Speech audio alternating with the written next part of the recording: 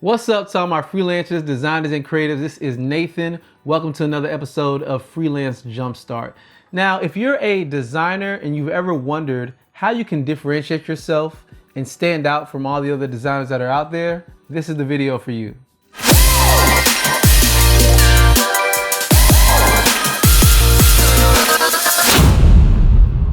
One of the most frustrating things that happens as a designer is someone takes your work and they compare it to someone else, but purely based on aesthetics or purely based on how something looks. The problem with this is it really doesn't matter how something looks, but what you designed, what did it actually do? What were the results that you were able to get from producing and putting in the work of creating a good design? However, when working with clients, they may not think like that, right? They really don't know how to judge whether a good design will actually get the result done. However, that's your role as a designer, to step in there and really guide the client and help them focus on what's important and really guide them towards getting the real result that they hired you for. That being said, there are three things to pay attention to, and once you get these three things down, you'll be able to differentiate yourself and stand out from all the rest.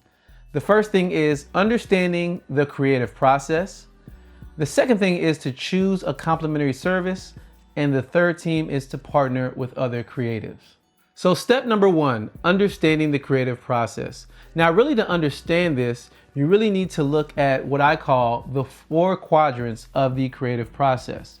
So we're going to look at this from left to right, top to bottom. We're really going to look at this. So there's planning and strategy, creation and development, execution and production, and analyzing or optimizing. Those are the 4 quadrants of the creative process. Now, here's the thing. Most designers live in the area of creating and development. In other words, a client came to you and they want you to create or make something that is a part of a strategy they've already outlined, or they're going to take what you've created and use it for something.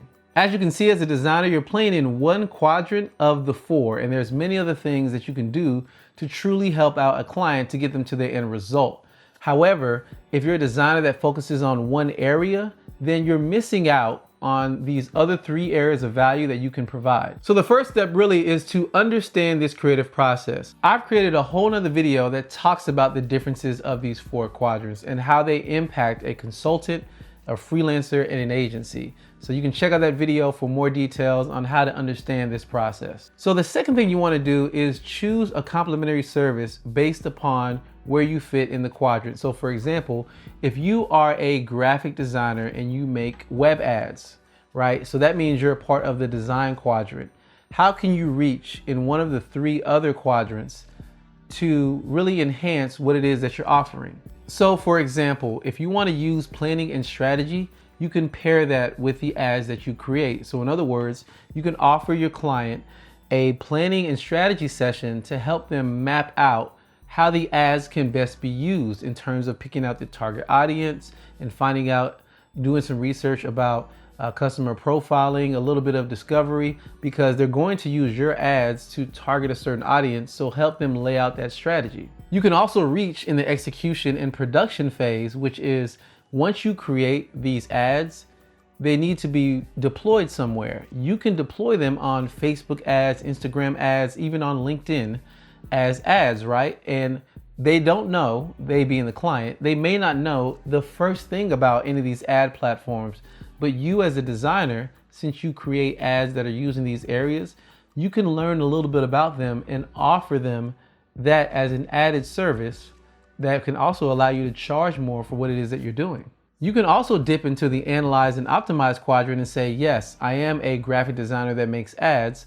However, I can analyze your current platforms, whether it be on social media or otherwise, and make recommendations on what you should do. And they can pair those recommendations with your ads and use them in a different sense, and you can bring value that way. So again, the second step, choose a service that's complementary to what it is that you're offering as a designer. The third and last thing that you can do to stand out as a designer is partner with another creative. So we just walked through the 4 quadrants, and we even talked about that if you're in the creation design phase, you can, reach out to these other quadrants and come up with a complementary service to offer your client.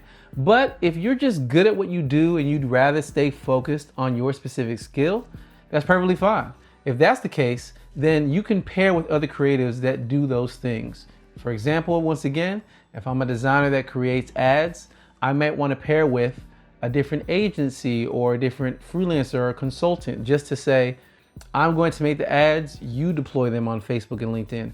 I'm going to make the ads, you be the consultant who's laying out the strategy for them. You can partner with other creatives and then jointly offer that service, or you can partner with other creatives, make the ads, and then refer them to other people that they can use, and they'll use them because it's a trusted source coming from you. So again, with all the other designers that are out there, and if you're getting tired of people solely comparing your designs based on how they look rather than the results that were produced, use this process, use these 3 steps. Get familiar and understand the creative process.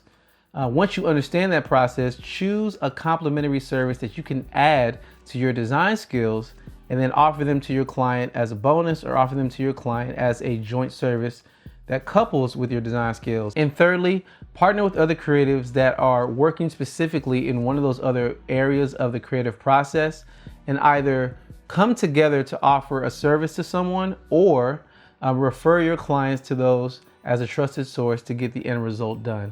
If you employ these steps, you'll definitely stand out as a designer in comparison to those designers that only focus on one quadrant of the entire creative process, but you're someone who's wise enough that knows that the client is going to need more than just one thing. Thank you for taking the time to check out this video. I greatly appreciate it. If you like anything I had to say, give this video a thumbs up. If you really believe this video can help out someone, feel free to share it. And look, I'll say this, based upon what was outlined in these 3 steps, let me know which ones are you going to do. Are you going to understand the creative process better and just choose to live in one quadrant? Are you going to add a complementary service? Are you going to partner with another creative that lives in one of the other quadrants and work together to work with clients? Which one are you going to do? Leave a comment below on which one. I'd love to hear from you, and I will catch you in the next episode.